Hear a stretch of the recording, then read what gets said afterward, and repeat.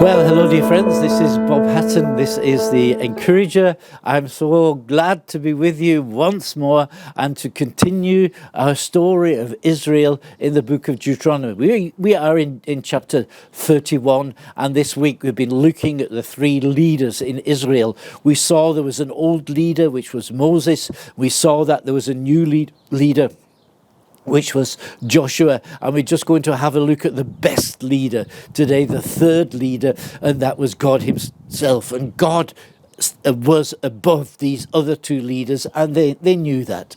Now Moses was the old leader, and he was rich on days. He was 120 years old, and he knew his time had come, and so he wanted to leave. He'd been able to find somebody to follow him, a successor as leader over Israel, Joshua. Joshua was ready to take this position, and they were going to move into the promised land.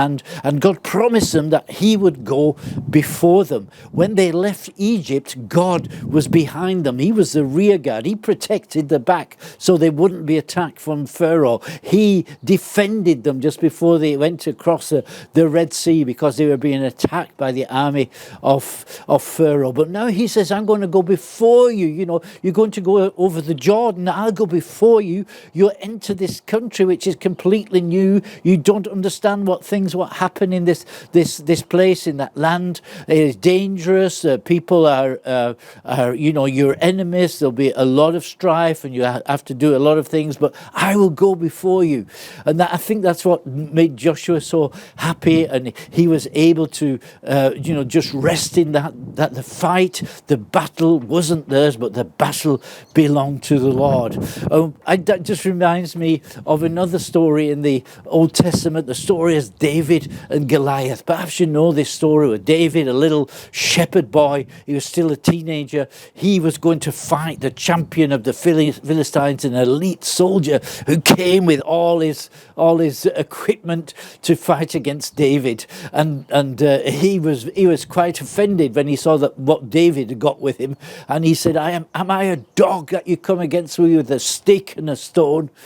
And David said to him, now listen, Philistine, he says, this is not my fight. This is the Lord's fight. You come against me with sword and scimitar and spear and shield, but I come against you in the name of the Lord. And I want you to know that the Lord doesn't fight with swords, and this battle belongs to the Lord, and everyone will see today that the Lord is the victor. And of course David wins this battle, and that's something that I've learned over the years, that when we pray and say your kingdom come, that we're actually inviting ourselves into a spiritual war, into a spiritual battle that is going on wherever we are. And we've experienced that again and again in our church. And just this morning I thought about an incident that we went through many years ago.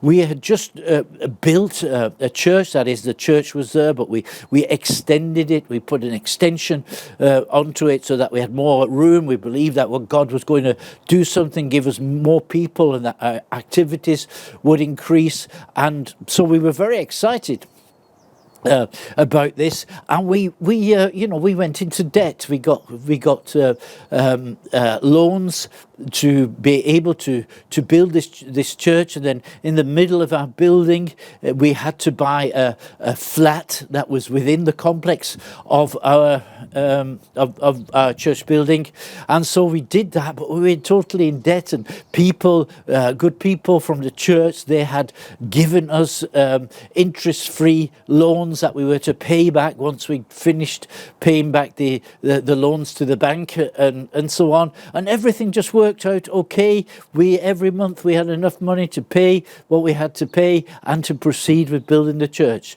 But unfortunately, this happens again in churches. There was some disagreement about this and that, and a little bit of strife, and then some people decided to leave us. Now, I don't know whether it was malicious or it was just that people lost trust to us, but people started to cancel the interest-free loans. And they said we've got to pay them back, and they had to pay them back on a certain date, and that was 5 weeks later. and we had no money because the people who remained with us, they had given everything they had to build the church. They had sacrificially given so that we could build our church. And now we're there. We got to produce 65,000 marks within 5 weeks, and we had nothing, and my people had nothing. And we tried to find peace in God, and somehow he told us everything was going to be all right. And shortly before this deadline, we came together and we prayed and we asked God to help us. We asked God to, stretch out his hand, because the battle belongs to the Lord. And but while we were praying, one of the ladies, who's not given to seeing visions or anything, she did say, I see a picture in my mind's eyes, and I see a cloud that's as big as a cloud. I see a cloud that's as big as a man's fist. Well, that's out of the story, also from the Old Testament, the story of Elijah. It had not rained for so many years, and he's praying and he's praying and he's praying, and there's just a blue heaven, a blue sky, and they're hoping, they're praying for rain, and then suddenly the servant of Elijah, he says, I see a cloud as big as a man's fist. And that was just telling them that the clouds were coming, the rains were coming, and it did pour down then. And we took this to be a promise from God, an indication that God was doing something, that the battle belonged to the Lord and he was moving. So we arranged to have, just before the date that we had to pay back all this money, we were going to have a special meeting on a Sunday evening when we didn't have meetings. We're going to celebrate, and we're going to bring our offerings again. And we came together. I can remember it was a wonderful day, and we said that whatever money comes in, we will take 10% of that money and we'll give it away into a certain missions project.